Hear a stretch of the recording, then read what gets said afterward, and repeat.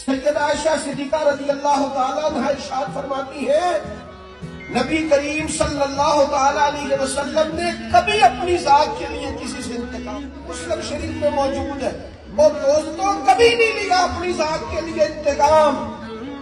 میلاد منانے کے لیے تشریف لانے والوں، حضور کی محفل میلاد میں حاضر ہونے والوں، کتنے زیادہ جھگڑے ہیں اس وقت جو فقط ہماری ذاتیات کے جھگڑے ہیں، صرف اور صرف ہم اپنی ذات کا بت بنائے، معاذ اللہ لوگوں سے دور ہو گئے۔ اور بعض ایسے نادان ہیں جو خواتین پر بھی غصہ کرتے ہیں، لیکن میرے محبوب کریم علیہ السلام کی یہ عادت صحیح کتب صحیح احادیث میں حضور کا یہ اخلاق موجود ہے۔ محبوب نے اپنے دست مبارک سے نہ کبھی کسی غلام کو مارا، نہ کبھی کسی عورت پر ہاتھ اٹھایا۔ رسول اللہ صلی اللہ تعالیٰ علیہ وسلم نے یہ حد بندی بیان کی کہ آپ کو اپنی ذات کے لیے کبھی کسی سے انتقام نہیں لینا۔